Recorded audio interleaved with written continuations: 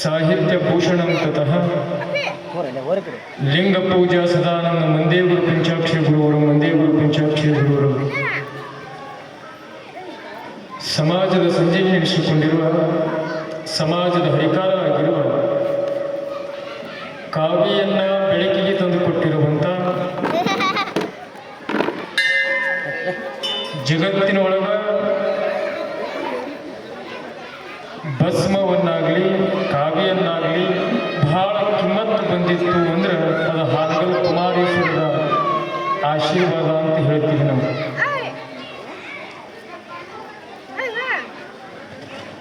ಅರಮನೆಯಲ್ಲಿರುವ ಸಂಗೀತವನ್ನು ಗುರುಮನೆಗೆ ತಂದುಕೊಟ್ಟಿರುವ ಅಂದರ ಬಾಳಿಗೆ ತಂದೆಯಾದ ಅಂದರ ಬಾಳಿಗೆ ಜ್ಯೋತಿಯಾದ ಜಾತಿ ಭೇದವನ್ನೇ ತೆಗೆದು ಹಾಕಿರುವಂಥ ಮಠದೊಳಗಿರುವಂಥ ಯಾವುದೇ ಧರ್ಮದ ಮಕ್ಕಳಿದ್ರೂ ಕೂಡ ಅವು ನನ್ನ ಮಕ್ಕಳು ಅಂತ ಹೇಳಿ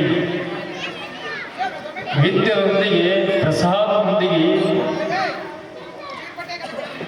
ಆಶೀರ್ವಾದ ರೂಪದೊಳಗೆ ಕೊಟ್ಟಿರುವಂಥ ಎನ್ನ ಗುರುವರಾಗಿರುವಂಥ ಪಂಚಾಕ್ಷರಿ ಗುರುಗಳ ಕರ್ತವ್ಯದಲ್ಲಿ ಕೂಡ ಭಕ್ತಿಪೂರ್ವಕವಾಗಿ ಶಿರಸಾಷ್ಟಾಂಗ ನಮಸ್ಕರಿಸುತ್ತಾರೆ. ಎನ್ನ ವಿದ್ಯಾಗುರುಗಳಾದ ಬುದ್ಧಿ ಗುರುಗಳಾದ ಲಕ್ಷ ಲಕ್ಷ ಭಕ್ತರ ಹೃದಯ ಮಂಟಪವನ್ನು ಏರಿ ಕುಳಿತಿರುವ ಕಣ್ಣ ಇಲ್ಲದೆ ಸಾಧನೆಯನ್ನ ಮಾಡುವಂತ ಲೋಕ ಜಗತ್ತಿಗೆ ಸಾಧನೆಯನ್ನು ಕೊಟ್ಟಿರುವಂತ ಎಷ್ಟೋ ಮಕ್ಕಳನ್ನ ಭಿಕ್ಷೆ ಬೇಡುವಂತ ಮಕ್ಕಳನ್ನ ಒಂದಿನ ದಿನಮಾನದೊಳಗೆ ನಮ್ಮ ಗುರುಗಳು ಯಾವುದಾದ್ರೂ ಒಂದು ಹಳ್ಳಿ ಒಳಗ ಒಂದು ತುಲಾಭಾರ ಇತ್ತು, ಒಂದು ಪಾತ್ಪೂಜೆ ಇತ್ತು ಅಂದ್ರೆ ನನಗೆ ದೇಣಿಗೆ ಕೊಡಬೇಡ್ರಿ, ನನಗೆ ದುಡ್ಡು ಕೊಡಬೇಡ್ರಿ, ನಿಮಗ ಬೇಡವಾಗಿರುವಂಥ ಮಗು, ಈ ಸಮಾಜಕ್ಕ ಬೇಡವಾಗಿರುವಂಥ ಮಗು, ತಾಯಿ ತಂದೆಗೆ ಬೇಡವಾಗಿರುವಂಥ ಮಗು, ಅದು ನನ್ನ ಜೋಳಿಗೆ ಹಂಗ್ರಿ, ಅದು ನನಗೆ ಒಪ್ಪಿಸ್ರಿ ಅಂತ ಹೇಳಿ ನನಗೆ ಕಣ್ಣು ಕಾಣಲ್ಲ ಅಂದ್ರೂ ಕೂಡ ಗುರು ಕೊಟ್ಟಿರುವಂಥ ಜೋಳಿಗೆ ಅದ, ಆ ಜೋಳಿಗೆಯಿಂದ ಸಾಕಿ ಸಲುತ್ತೆ ಅಂತ ತಿಳ್ಕೊಂಡು ಎಷ್ಟೋ ಮಕ್ಕಳನ್ನ ಇವತ್ತಿನ ದಿನಮಾನದೊಳಗ ಬಹಳ ಎಲ್ಲ ಹೆಸರು ಹೇಳ್ತೀವಿ ಅಂತಂದ್ರೆ, ನಾವು ತುತ್ತ ಪ್ರಸಾದ ಮಾಡುತ್ತೀವಿ ಅಂದ್ರೆ ಅದು ಯಾರು ಹೇಳಬೇಕು ಅಂತ ಕೇಳಿದ್ರೆ ಅದು ನಮ್ಮ ಡಾಕ್ಟರ್ ಪಂಡಿತ್ ಪುಟ್ಟರಾಜ ಗುರುವರ ಆಶೀರ್ವಾದ ನಮ್ಮೆಲ್ಲರ ಮೇಲಿರ್ತದೆ ಅಂತ. ಅದೇ ತರವಾಗಿ ಅರಳಗುಂಡಿಗೆಯನ್ನೇ ಕೈಲಾಸವನ್ನಾಗಿ ಮಾಡಿರುವ ಒಂದೇ ತಾಲೂಕಲ್ಲ, ಒಂದೇ ಜಿಲ್ಲಾ ಅಲ್ಲ, ಬಹಳಷ್ಟು ಕಡೆಗೆ ಶರಣ ಅಂದ್ರೆ ಸಾಕು ಸಾವನ್ನ ದೂರ ಮಾಡಿರುವಂತ ಕಲಿಯುಗದ ಕರುಣಾನಿಧಿ ಅರಳಗುಂಡಿಗೆಯನ್ನೇ ಕೈಲಾಸವನ್ನಾಗಿ ಮಾಡಿರುವ ಬೇರೆಯವರಿಗೆ ಬೇಡಿದವರು ಮಾಡುವಂತ ದಯಾನಿಧಿಯಾಗಿರುವ ಅಪ್ಪ ಶರಣ ವಿಶ್ವೇಶ್ವರಪ್ಪನವರ ಕರ್ತವ್ಯದಲ್ಲಿ ಕೂಡ ಭಕ್ತಿಪೂರ್ವಕವಾಗಿ ಶಿರಸಾಷ್ಟಾಂಗ ನಮಸ್ಕರಿಸುತ್ತಾರೆ.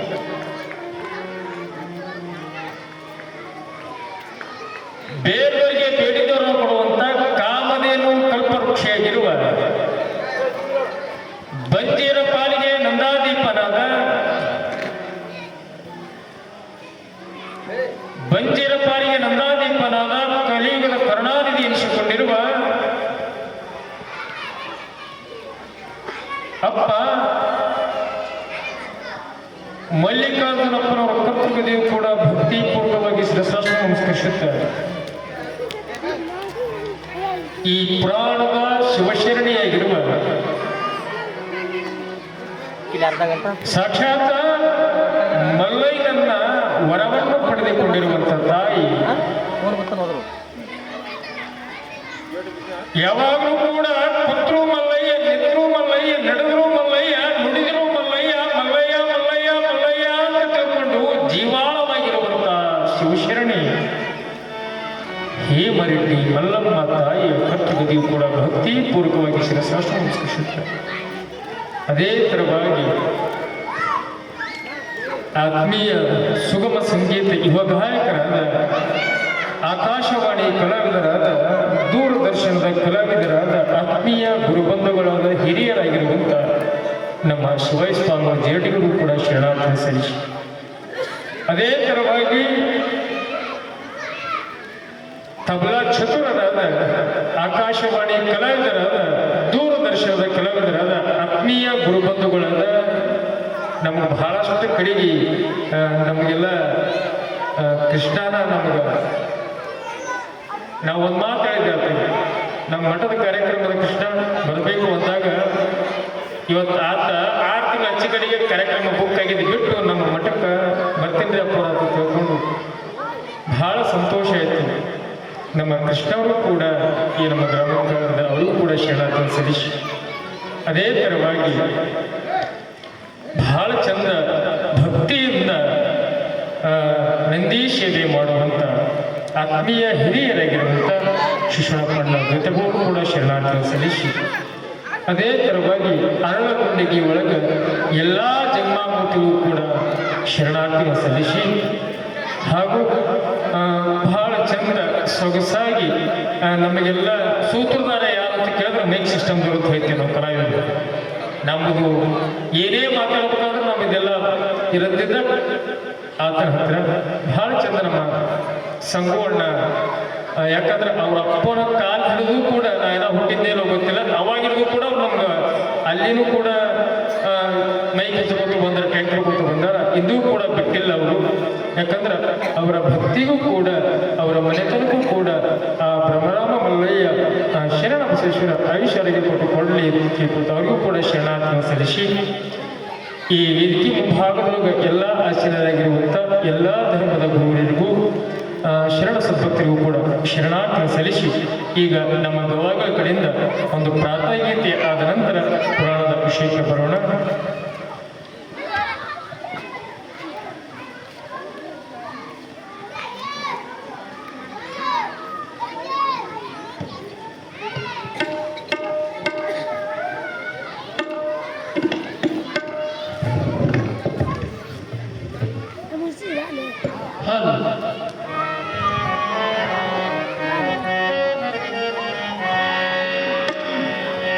ನೀತಿ ಪ್ರೀತಿ ಭಾವ ಭಕ್ತಿ ಸುರಿಸುವ ಕರುಣಾಮೃತ ನ್ಯಾಯ ನಿಷ್ಠಿ ಸೌಮ್ಯ ಕಾಯಕ ನ್ಯಾಯ ನಿಷ್ಠಿ ಸೌಮ್ಯ ಕಾಯಕ ಕಲಿಸುವ ಜೀವಾಮೃತ ಅಮೃತ ಪರಮಾಮೃತ ಶರಣರ ಚರಿತಾಮೃತ ಅಮೃತ ಪರಮಾಮೃತ ಶರಣರ ಚರಿತಾಮೃತ.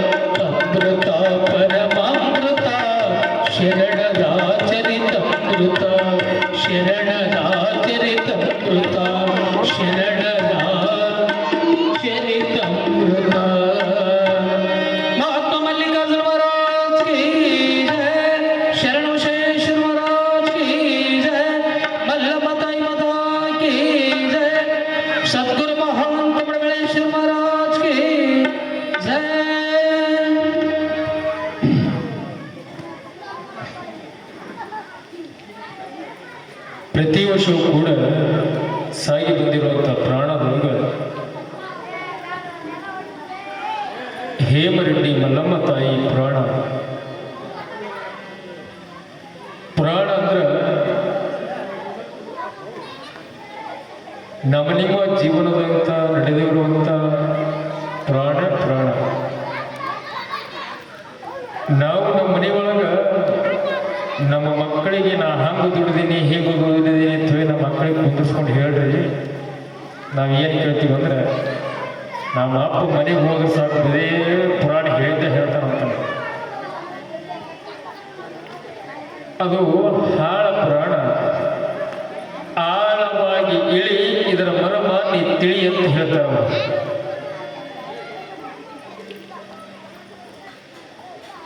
ಈ ಪುರಾಣವನ್ನ ಬರೆದಿರತಕ್ಕಂಥವ್ರು ಯಾರು?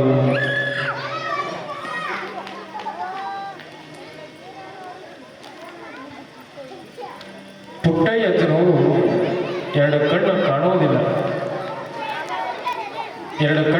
ಕಾಣೋದಿಲ್ಲ. ಕಾಣುವಂತ ಮನುಷ್ಯರ ಎಡವುದು ಸಹಜದ. ಕಾಣಲಾರದ ವ್ಯಕ್ತಿ ಒಂದು ಪುರಾಣ ಬರೀತಾನ ಅಂದ್ರೆ ಅದು ಆಶ್ಚರ್ಯ ಮಾತ್ರ. ಒಂದೇ ಪುರಾಣ ಅಂತಲ್ಲ,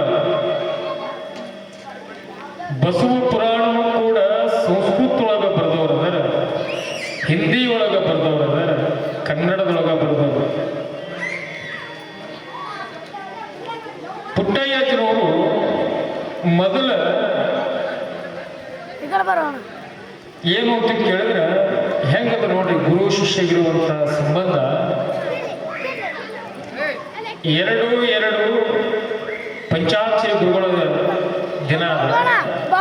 ಪುಟ್ಟಯ್ಯಜ್ಜನವರು 3 ಅಂತ ತಿಂಗಳೂ 3, ದಿನಾನೂ 3ನೇ ತಾರೀಕಿನ. ಇಸ್ವಿ ಬೇರೆ ಆಗಿರಬಹುದು. ಗುರು ಒಲಿಬೇಕಾದ್ರೆ ಸುಮ ಒಲಿಯೋದಿಲ್ಲ ಅಂತ. ಹಂಗ ಹಾವೇರಿ ಜಿಲ್ಲಾದೊಳಗ ದೇವಗಿರಿ ಗ್ರಾಮ ಅಂತ ಪುಟ್ಟಯ್ಯಜ್ಜನವರು ಊರ. ಸಣ್ಣ ಮಗು, ಎಲ್ಲರಿಗೆ ಮಕ್ಕಳು ಅಂದ್ರೆ ಬಹಳ ಪ್ರೇಮ. 12 ದೇವರಿಗೆ ಹರಕಿ ಹೊತ್ತು ಹಿಡಿದಿರ್ತೀವಿ ನಾವು ಮಕ್ಕಳು. ಒಂದ ದೇವರಿಗೆ ಅನ್ನಲ್ಲ. ಕಷ್ಟ ಬಂದ್ರು ವೆಂಕಟರಮಣ ಅಂತೀವಿ ನಾವು. ಕಷ್ಟ ಬರ್ಲಿಲ್ಲ ಅಂದ್ರೆ ಯಾವ ದೇವ್ರಿಗೆ ನೆನೆಸೋರಲ್ಲ ನಾವು. ಹಂಗ ಪುಟ್ಟಯ್ಯಜ್ಜನವರು ಕೂಡ ತಾಯಿ ಸಿದ್ದಮ್ಮ ರೇವಯ್ಯರು ಏನ್ ಮಾಡ್ತಾರ ಅಂದ್ರೆ ಬಹಳ ಬಡ ಕುಟುಂಬ, ಶ್ರೀಮಂತಿಕೆ ಇದ್ದಿದ್ದಿಲ್ಲ. ಬಹಳ ಬಡ ಕುಟುಂಬ. ಬಡ ಕುಟುಂಬದೊಳಗೆ ಇದ್ರೂ ಕೂಡ ದಾನ ಮಾಡುವಂತ ಮನಸ್ಸಿತ್ತು. ಒಂದ್ ಕಡೆ ಹೇಳ್ತಿರ್ತಾರ ಸುಭಾಷಿತಕಾರರು, ದಾನ ಮಾಡೋದಂತ ತಿಳ್ಕೊಂಡು ದಾನ ಸುರ್ಕರ್ಣಂಗ ದಾನ ಮಾಡೋದು, ಅದಕ್ಕೆ ದಾನ ಅನ್ನೋಂಗಿಲ್ಲ ಅಂತ ಹೇಳ್ತಾರ. ದಾನ ಮಾಡಬೇಕು. ಹೆಂಗ ಮಾಡಬೇಕು?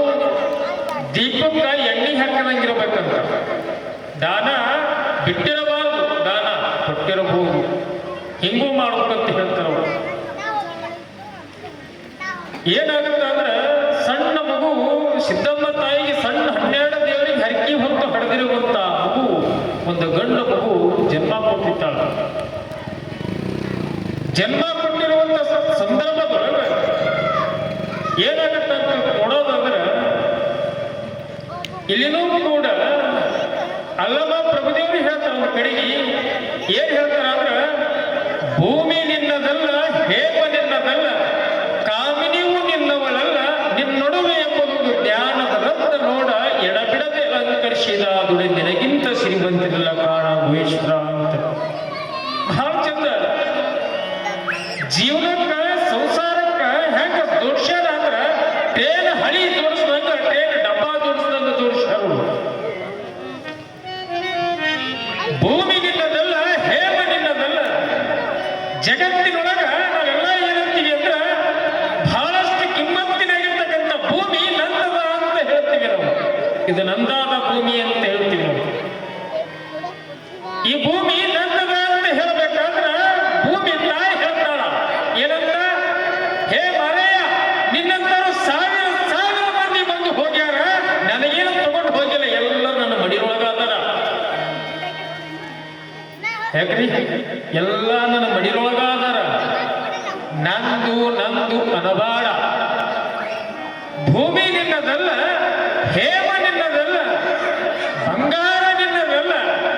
ನಾವಂತಿ ಬರಬೇಕಾದ್ರೆ ತಾಯಿ ಗರ್ಭದಿಂದ ಬರಬೇಕಾದ್ರೆ ಏನೋ ತಗೊಂಡು ಬಂದಿಲ್ಲ, ಇದೆಲ್ಲ ಬಂಗಾರ ನಂದದ ಅಂತ ಹೇಳ್ತೀವಿ ನಾವು. ಆಗಿನ ಶರಣರು, ಸತ್ಪುರುಷರು, ಮಹಾತ್ಮರು, ಯೋಗಿಗಳು ಬಂಗಾರ ದೇಹದ ಮೇಲೆ ಹಾಕೋತಿದ್ದಿಲ್ಲ, ಬಂಗಾರ ದೇಹದ ಮೇಲೆ ಹಾಕೋತಿದ್ದಿಲ್ಲ. ಏನಿತ್ತು ಅಂತ ಕೇಳಿದ್ರೆ ಬಂಗಾರ ಅಂತ ಮನಸ್ಸು ಯಾರಿಗಿದ ಅವನ ಬಂಗಾರ ಹಾಕೋಣಕ್ಕಿಂತ ಒಂದು ಗುರುಗಂಜಿ ಹೆಚ್ಚಿಗೆ ಇರ್ತಿತ್ತಂತ. ಅದಕ್ಕೆ ಬಂಗಾರಕ್ಕೆ ಬಹಳ ಕಿಮ್ಮತ್ತು ಇದ್ದಿದ್ದಿಲ್ಲ ಅವಾಗಿನ ಸಂದರ್ಭದೊಳಗ.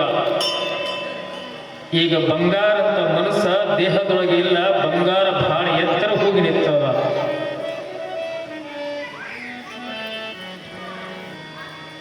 ಕಾಮಿನಿಯು ನಿನ್ನವಳಲ್ಲ ಅಂತ ಒಂದ್ ಕಡೆ ಹೇಳ್ತಾರೆ. ಹೆಂಡತಿ ಹೆಂಡತಿ ನನ್ನವಳದಳ ನನ್ನವಳದಳ ಅಂತೀವಿ ನಾವು. ಹೆಂಡತಿ ನನ್ನವಳಲ್ಲ. ಹೆಂಗ ಹೆಂಡತಿ ನನ್ನವಳ ಅಂತಾಳ? ಬರಮುಂದೇನು ಸಂಗಾಟ ಬಂದಾಳೇನು? ಸಂಗಾಟ ಬಂದಿಲ್ಲ, ನಡಬರ್ಕ ಬಂದಾಳ, ನಡಬರ್ಕ ಬಿಟ್ಟು ಹೋಗ್ತಿರ್ತೀವಿ ನಾವು, ಯಾವುದೂ ಕೂಡ ಕರ್ಕೊಂಡು ಹೋಗೋದಿಲ್ಲ ಅಂತ. ಭೂಮಿ ನಡಬರ್ಕ ಬಂದದ, ಭೂಮಿ ಬಿಟ್ಟು ಹೋಗ್ತದ. ಬಂಗಾರ ನಡಬರ್ಕ ಬಂದದ, ಆಸ್ತಿ ನಡಬರ್ಕ ಬಂದದ, ಅಧಿಕಾರ ನಡಬರ್ಕ ಬಂದದ, ನಡಬರ್ಕ ಬಿಟ್ಟು ಹೋಗ್ತದ. ಮದುವೆ ನಡಬರ್ಕ ಆಗ್ಯದ, ಮದುವೆ ನಡಬರ್ಕ ಆಗ್ಯದ, ನಡಬರ್ಕ ಬಿಟ್ಟು ಹೋಗ್ತದ. ಮಾರಾಯ ನನಗೆ ಕಟ್ಕೊಂಡಿದಿ, ನನಗ ಕಟ್ಕೊಂಡಿದಿ, ನಾನು ನಿನ್ನ ಸಂಗಟ ಬರ್ತೀನಿ ಅಂತ ತಿಳ್ಕೊಂಡು ಹೆಂಡತಿ ಬಂದಾಳು. ಎಲ್ಲಿ ತನಕ? ಮನಿ ತನಕ ಬಂದಾಳು. ಮನಿ ತನಕ ಬಂದು ಹಳ್ಳಿ ಬರ್ತಾಳೆ ಹೊರತು ನನ್ನ ಸಂಗಟ ಬರುವುದಿಲ್ಲ. ಇಟ್ಟು ಬಂದು ಉಡುತ್ತಾರ ಏನು? ಹೂರಣದ ಹೋಳಿಗೆ ನೋಡು. ಅಯ್ಯ, ಬಹಳ ಅತ್ತತ್ತತ್ತು, ಬಹಳ ಇಸವಾಯ ಆಗ್ಯದ. ಕೈ ಬೈ ತೋರಿಸ್ಬೇಕ್ರಿ. ಇದ್ದಾಗ ಸಮಾಜ ಜಗತ್ತು ಹೆಂಗದಂತ ಕೇಳಿದ್ರೆ, ಇದ್ದಾಗ ಒಂದು ತುಂಬ ಅನ್ನ ಹಾಕಲ್ಲ ಅನ್ನೋ ಮಗ ಸತ್ತಾಗ ಫೋಟೋದ ಮುಂದೆ ಅನ್ನ ಇಡ್ತಾನೆ. ಇದು ಯಾವ್ದು ಮರಿ? ಇದ್ದಾಗ ಒಂದು ತುತ್ತ ಅನ್ನ ಹಾಕಲ್ಲ ನಮ್ಮ. ಇದ್ದಾಗ ಅವ್ವ ಅಮ್ಮ ಅನ್ನಲಾದ ವ್ಯಕ್ತಿ ಸತ್ತು ಹೋದ ನಂತರ ನನ್ನವ್ವ ಅಂದ್ರೆ ಅವ್ವ ಬಂದಾರೇನು? ಇದ್ದಾಗ ಚಂದ ನೋಡ್ಕೊಂಡ್ರೆ ಸಾಕು ಜೀವನ. ಸತ್ತಾಗ ಆ ಮುಡಿವು, ಆ ನೋವು ಇರೋದಿಲ್ಲ ಅಂತ ಹೇಳ್ತಾರೆ. ಅದಕ್ಕೆ ಯಾವ ನಮ್ಮದು ಅಂತ ಕೇಳಿದ್ರೆ ಜ್ಞಾನದ ರತ್ನ ನೋಡ ಅಂತ ಹೇಳ್ತಾರೆ. ಜ್ಞಾನದ ರತ್ನ ನೋಡ. ಹೆಂಡರು ಮಕ್ಕಳು ಇವರೆಲ್ಲ ನಡುವಿನ ಗೆಳೆಯಾರ.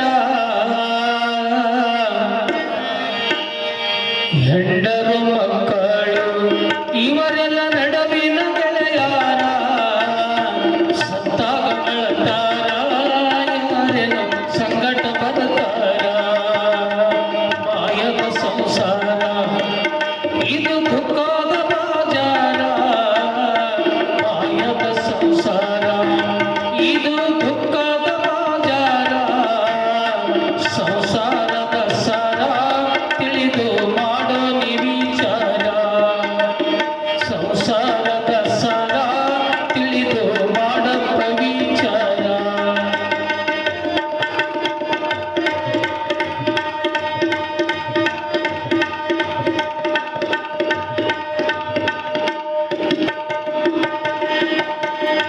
ರೊಕ್ಕ ಗಳಿಸಿದಿ ಕೋಟಿ, ಮೈ ಮ್ಯಾಲ ಬಿಡುದಿಲ್ಲ ಲಂಗೋಟಿ.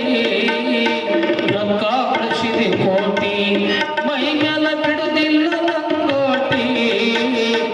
ತೆಗ್ಗ ಹಡ್ಡುತ್ತಾರ, ನಿನಗ ಮಣ್ಣಾಗ ಇಡ್ತಾರ. ತೆಗ್ಗ ಹಡ್ಡುತ್ತಾರ, ನಿನಗ ಮಣ್ಣಾಗ ಇಡ್ತಾರ. ಮಾಯದ ಸಂಸಾರ ಇದು ದುಃಖದ ಬಾಜಾರ.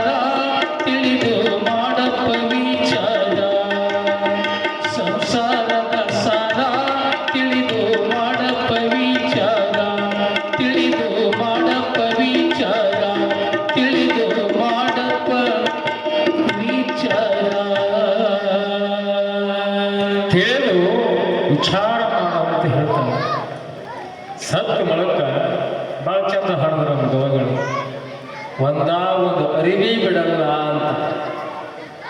ನಮ್ಮ ಚಲೋ ನಾವು ಹೋದಾಗ ಒಂದು ಚಲೋ ಬಂಗಾರ ಬೆಳ್ಳಿಯಲ್ದು ಗುಂಡುಗಡಿಗಿತ್ತು ಅಂದ್ರೆ ಏನಂತಾರಿ, ಹೋಗ್ಯಾನ ಮುತ್ತೆ ಗುಂಡುಗಡಿಗೆ ಯಾಕೆ ಬಿಡಬೇಕು ಅಂತಂತಾರ. ಹೇಳೋ ಮಾತು ನಿಮಗ ಇಲ್ಲಿ ಏನಾಗತ್ತ, ಭೂಮಿ ನಿನ್ನದಲ್ಲ, ಹೇಮ ನಿನ್ನದಲ್ಲ, ಕಾಮಿನಿಯು ನಿನ್ನವಳಲ್ಲ, ನಿನ್ನೊಡವೆ ಎಂಬುದೊಂದು ಜ್ಞಾನದ ರಕ್ತ ನೋಡ, ಎಡಬಿಡದೆ ಅಲಂಕರಿಸಿದಾದೊಡೆ ನಿನಗಿಂತ ಶ್ರೀಮಂತರಲ್ಲ ಕಾಣ ಭುವೇಶ್ವರ ಅಂತ ಒಂದ್ ಕಡೆ ಹೇಳ್ತಿರ್ತಾರ. ಜ್ಞಾನದ ರತ್ನ ಇರಬೇಕು ಅಂತ ಹೇಳ್ತಾರ. ಒಂದ್ ಕಡೆ ಶರಣ ಹೇಳ್ತಾರೆ ಏನಂತ, ವಿದ್ಯೆ ನೋಡೋದಲ್ಲ ವಿನಯ ಇರಬೇಕು ಅಂತ ಹೇಳ್ತಾರೆ. ಒಂದ್ ಕಡೆಗೆ ನೋಡಿ ಎಷ್ಟು ವಿದ್ಯೆ ಇದ್ರು ತಗೊಂಡೇನ್ ಮಾಡೋದದ, ವಿನಯ ಇರ್ಲಿಲ್ಲ ಅಂದ್ರೆ ಕೈಲಾಸ ದೊಡ್ಡದಲ್ಲ ಕಾಯಕ ದೊಡ್ಡದು ಅಂತ ಹೇಳ್ತಾರೆ. ಒಂದು ಕಡೆಗೆ ನಾವು ಇಲ್ಲಿ ಏನಂತ ಕೇಳಿದ್ರೆ, ದೇವಗಿರಿ ಗ್ರಾಮದೊಳಗ ರೇವಮ್ಮ ಸಿದ್ದಮ್ಮ ಮತ್ತು ರೇವಯ್ಯನವರಿಗೆ ಬಹಳ ಉದ್ದಾನ ಒಂದು ಮಗು ಹುಟ್ಟ್ಯಾದ. ಬಹಳ ಚಂದ ಮಗು ಹುಟ್ಟಿರ್ಬೇಕಾದ್ರ ಎಷ್ಟು ಚಂದ ಆಡಿಸ್ತಾರ. ಬಹಳ ವರ್ಷಕ್ಕ ಮಕ್ಕಳು ಆಗ್ಯಾವ, ಎಷ್ಟು ಚಂದ ಆಡಿಸ್ತಾರ ಅಂದ್ರೆ ಎಂತ ಮಗ ಇದ್ರು ಕೂಡ ತಾಯಿ ತಂದೆಗೆ ಅವ ಬಂಗಾರ. ಯಾಕ್ರಿ ತಾಯಿ ತಂದೆಗೆ ಅವ ಬಂಗಾರ. ಆ ಮಗುವನ್ನ ಸಿದ್ದಮ್ಮ ತೊಡಿ ಮೇಲೆ ಕುಂದಿರ್ಸ್ಕೊಂಡು ಆಡಿಸ್ತಾಳ. ಆಡಿಸಬೇಕಾದ್ರೆ ನೋಡೋ ಮಾರಯ್ಯ, ಅಳಬೇಡ ಅಳಬೇಡ, ನಿನ್ನಪ್ಪ ನಿನ್ನ ತಂದೆ ಬರ್ತಾನ, ನಿನ್ನ ತಂದೆ ಬಂದು ಬೈತಾನೆ, ಅಳಬೇಡಪ್ಪ ಸಮಾಧಾನ ಇರು ಅಂತ ಸಮಾಧಾನ ಮಾಡಬೇಕಾದ್ರ ಕೂಸು ಅಳುತ್ತಿರ್ತದ. ಕೂಸ ಅಳಬೇಕಾದ್ರೆ ಪುಟ್ಟಯ್ಯ ಅಳಬೇಡ ಮಾರಯ್ಯ, ನೀನು ಅಳ್ಳಾಕತ್ತಿ ಅಂದ್ರ ನನಗೂ ಕೂಡ ಕಣ್ಣಾಗ ನೀರು ಬರ್ತಾವ ಅಂತ ತಾಯಿ ಹೇಳ್ತದ. ತಾಯಿ ಹೇಳ್ಬೇಕಾದ್ರೆ ಏನು ತಿಳಿಲಾರದ ಕೂಸ, ಜಗತ್ತ ಅರಿವಿಲ್ಲ ಅನ್ನದ ಕೂಸ ಅಳಬೇಕಾದ್ರೆ ಪಕ್ಕದ ಮನೆಯಕ್ಕೆ ತಾಯಿ ಬರ್ತಾಳ. ವಾ ಏನು ಮಗ ಅಷ್ಟೊಂದು ಅಳ್ಳಾಕತ್ತಾನಲ್ಲ, ತುಸು ಸಮಾಧಾನ ಮಾಡಬಾರ್ದು ಏನು ಅಂತಂದಾಗ, ಇವ್ವ ನನ್ನ ಮಗ ಯಾಕೋ ಅಳ್ಳಾಕತ್ತಾನ, ಸಮಾಧಾನ ಆಗಲ್ಲ ಏನ, ಹಾಲು ಕುಡಿಯಲ್ಲ ಏನ, ಏನ ಮಾಡಬೇಕನ್ನೋದೇ ಗೊತ್ತಾಗಲ್ಲಾಗದ ನನ್ನವ್ವ ತಂದಾಗ ಆ ತಾಯಿ ವಯಸ್ಸಾಗಿರುವಂತ ತಾಯಿ ಬರ್ತದ, ಬಂದು ನೋಡ್ತದ. ಕಣ್ಣು ಬ್ಯಾನಿ ಬಂದಿದ್ದೀರಿ. ಅವಾಗೆಲ್ಲ ಕಣ್ಣು ಬ್ಯಾನಿ ಬಂದ್ರ ಕಣ್ಣಾಗ ಒಂದು ತುಸು ಇದು ಹೇಳುತ್ತಿದ್ರಂತ.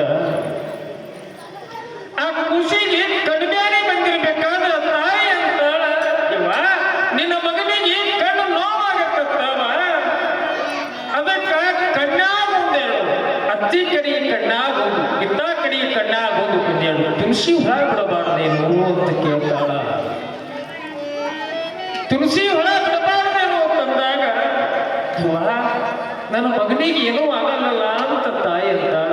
ಇವ ಏನಾಗುತ್ತ, ಏನೂ ಆಗೋದಿಲ್ಲ ಅಂತಿರ್ತಾಳ. ತಾಯಿ ಸಿದ್ದಮ್ಮ ಎರಡೂ ಕಣ್ಣೊಳಗ ಸಣ್ಣ ಮಗುವಿಗೆ ಎರಡೂ ಕಣ್ಣೊಳಗ ಒಂದೊಂದು ಎರಡೆರಡು ತುಳಸಿ ಹೊಳ ಬಿಟ್ಟು ಮ್ಯಾಗ ಅರಿವಿ ಕಟ್ಟುತ್ತಾಳ. ಅರಿವಿ ಕಟ್ಟಿರಬೇಕಾದ್ರ ಮಗುವು ಅಳ್ಳಾಕ ಚಾಲು ಆಗುತ್ತ. ಅಳಬೇಕಾದ್ರ ಹೊಟ್ಟೆನ ತಾಯಿ ಕಳ್ಳ ಚುರು ಅಂದಿತ್ತು. ಹೇ ಮಗ ಪುಟ್ಟಯ್ಯ ಅಳಬೇಡ ಮಾರಯ್ಯ ಅಳಬೇಡ ಅಂತ ತಾಯಿ ಸಮಾಧಾನ ಮಾಡಿ ತೊಡಿ ಮೇಲೆ ಮಲಗಿಕೊಂಡು ಕೂತಿರ್ಬೇಕಾದ್ರ ಒಂದು ಜೋಕ ಸ್ವಲ್ಪ ನಿದ್ದೆ ಹತ್ತದ ನೋಡ್ರಿ ತಾಯಿಗೆ, ಸಿದ್ದಮ್ಮ ತಾಯಿಗೆ. ಸಿದ್ದಮ್ಮ ತಾಯಿಗೆ ತುಸು ನಿದ್ದೆ ಹತ್ತಿರ್ಬೇಕಾದ್ರೆ ಕಣ್ಣೊಳಗಿರುವಂತ ಎರಡೂ ಗುಡ್ಡಿಗಳನ್ನ ತುಳಸಿ ಹುಳ ತಿಂದು ರಕ್ತ ಬರಬೇಕಾದ್ರೆ ನೋಡುತ್ತಾಳ ತಾಯಿ. ಎದಿ ಓದಿತ್ತದ, ಕಣ್ಣೀರು ಹಾಕ್ತಾಳ. ಅಯ್ಯೋ ಹೇ ಪರಮಾತ್ಮ, ನನ್ನ ಮಗುವಿಗೆ ಏನಾಗೋ ನನ್ನಪ್ಪ ಅಂತ ತೆಗೆದು ನೋಡುವಾಗ ಎರಡೂ ಕಣ್ಣು ಗುಡ್ಡಿ ತಿಂದು ಹಾಕಿತ್ತು ಅಂತ ಸಿದ್ದಮ್ಮ ಅಂತಾಳ. ಹೇ ಪುಟ್ಟಯ್ಯ, ಜಗತ್ತಿನೊಳಗ ಕೆಟ್ಟ ತಾಯಿ ಹುಟ್ಟಿಲ್ಲ ಅಂತಿದ್ರು, ಆ ಕೆಟ್ಟ ತಾಯಿ ಪಟ್ಟ ನನ್ನ ತಲೆ ಮ್ಯಾಗ ಏರ್ಯಾದು ಪುಟ್ಟಯ್ಯ ಅಂತ ತಿಳ್ಕೊಂಡು ಕಣ್ಣೀರ ಹಾಕತ್ತಾಳ. ಎರಡೂ ಕಣ್ಣೊಳಗೆ ರಕ್ತ ಬರಬೇಕಾದ್ರ ಜಗತ್ತು ನೋಡುವಂತ ನನ್ನ ಮಗ ಪುಟ್ಟಯ್ಯ, ಜಗತ್ತು ನೋಡುವಂತ ನನ್ನ ಮಗ ಪುಟ್ಟಯ್ಯ, ಎಲ್ಲ ಕಣ್ಣು ಕಳೆದಿರುವಂತ ಪಾಪಿ ತಾಯಿ ಇದೀನಿ ನಾನು ಅಂತ ಕಣ್ಣೀರ ಹಾಕತ್ತಾಳ. ಕೂಸ ಅಳುತ್ತಿರುತ್ತದ. ಅಳಬೇಕಾದ್ರೆ ಹೇ ಪರಮಾತ್ಮ, ನನ್ನ ಮಗುವಿಗೆ ಇನ್ನನ್ನು ನೋಡುವಾರೆ ತಾಳುವಾರೆ, ಲಘು ನಾನಿನ ಪಾದಕ್ಕೆ ಬರ್ತೀನೋ ಪರಮಾತ್ಮ ಅಂತ ತಿಳ್ಕೊಂಡು ತಾಯಿ ಕಣ್ಣೀರು ಹಾಕಬೇಕಾದ್ರೆ ತಂದೆ ಬರ್ತಾನ ಹೊರಗಿಂದು. ಪುಟಯ ಅಂತ ಕರ್ಕೋತ ಬರ್ಬೇಕಾದ್ರೆ, ಪುಟಯ ಅಂತ ಕರಿಬೇಕಾದ್ರೆ ಸಿದ್ದಮ್ಮ ತಾಯಿ ಘರ ಬಡ್ದೋರಂಗ ಖುಷಿದು ಬಿಟ್ಟಿದ್ದು. ಸಿದ್ದಮ್ಮ, ಏ ಸಿದ್ದಮ್ಮ, ಎಲ್ಲರನ್ನ ನನ್ನ ಮಹಾರಾಜ ಅಂತ ರೇವೈರವರು ಕೇಳಬೇಕಾದ್ರೆ, ಯಪ್ಪ ಏನಂತ ಹೇಳೋ ಯಪ್ಪ ತಂದೆ, ನನ್ನ ಮಗುವಿಗೆ ನಾನಾ ಕೂಡ ಜಗತ್ತು ಆತಗ ಜೀವನದೊಳಗ ಬಾಳಿನೊಳಗ ಕತ್ತಲು ಮಾಡಿದೆ, ನಾನು ಕತ್ತಲು ಮಾಡಿದೆ, ಹುಟ್ಟು ಮಾಡಲಾಗಿತ್ತು ಅಂದಾಗ ರೇವೈರವರು ನೋಡ್ತಾರ. ನೋಡಿ ಎದೆ ಹೊಡ್ಕೊಂಡು ಶಿವನ ಪಾದ ಸೇರ್ತಾರೆ, ಶಿವನ ಪಾದ ಸೇರ್ತಾರೆ.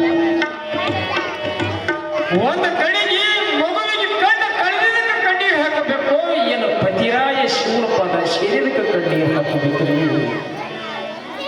ಕಣ್ಣೀರು ಹಾಕಬೇಕಾದ ಇಡೀ ಊರು ಮಂದಿ ಹೇಳ್ತದ, ಸಿದ್ದಮ್ಮ ನೀನು ಬೇಕು ಅಂತ ಮಾಡಬೇಕಾಗಿಲ್ಲ, ನೀನು ಬೇಕು ಅಂತ ಮಾಡಿಲ್ಲ ಅನ್ಬೇಕಂದ್ರೆ ಯವ್ವ ನಮ್ಮ ಲೆಕ್ಕಾಚಾರ ಪ್ರಕಾರವಾಗ ನಾವು ಏನಾದ್ರೂ ಲೆಕ್ಕ ತಪ್ಪು ಮಾಡಿದ್ರೆ ತಿದ್ದಬಹುದು. ಭಗವಂತನ ಲೆಕ್ಕಾಚಾರ ಪ್ರಕಾರ ಒಮ್ಮ ಲೆಕ್ಕ ಮಾಡಿದ್ರೆ ಗೌರ್ಮೆಂಟ್ ಶೀಲ್ ಹೊಡೆದಂಗೆ ಇರ್ತದ. ಆತರ ಲೆಕ್ಕ ತಿದ್ದವ್ರು ಯಾರು? ಆತರ ಲೆಕ್ಕ ತಿದ್ದವ್ರು ಯಾರು? ನಾನು ಬಹಳ ಪಾಪಿ ಇದ್ದೀನಿ ಅಂತ ಅನ್ಬೇಕಾದ್ರೆ ಪುಟ್ಟಯ್ಯ ಬರ್ಬರ್ತ ದೊಡ್ಡವಾಗಬೇಕಾದ್ರೆ ಗ್ವಾಡಿ ಹಿಡಿದು ನಡಿಬೇಕಾದ್ರೆ, ಅಂಬಾಗ ಹಚ್ಚಿ ನಡಿಬೇಕಾದ್ರೆ ಅವ್ವ ಅಂತ ಕರೀತಾರೆ ಮಗ. ಅಮ್ಮ ಅಂತ ಕರಿಬೇಕಾದ್ರೆ ಸುಮ್ಮ ಕರೆಯೋದಿಲ್ಲ. ಯಾಕ ಅಮ್ಮ ಅಂತ ಕರೀತದ ಅಂತ ಕೇಳಿದ್ರೆ, ಎದ್ದಾಗ ಅಮ್ಮ ಅಂತದ, ಎದ್ದಾಗ ಅಮ್ಮ ಅಂತದ. ಅಪ್ಪ ಯಾಕೆ ಅನ್ನೋದಿಲ್ಲ ಅಂತ ಕೇಳಿದ್ರೆ 9 ತಿಂಗಳು ಹೆತ್ತು ಹೊತ್ತು ಹರಿದಿರುವಂತ ತಾಯಿನ ಮಗನ ದೇವರು ಅಂತ ಕರಿತೀವಿ ನಾವು. ಈ ಜಗತ್ತಿಗೆ ಮೂತ್ರಪಿಂಡದಿಂದ ಶರೀರವಂತ ಕೂಡಿರುವಂತ ಮಂತ್ರಪಿಂಡ ಮಾಡುವಂತ ತಾಕತ್ತ ಮೊದಲಿಗೆ ಇದ್ದಿದ್ದ ತಾಯಿಗ ಅಂತ ಹೇಳ್ತೀವಿ. ಆ ತಾಯಿ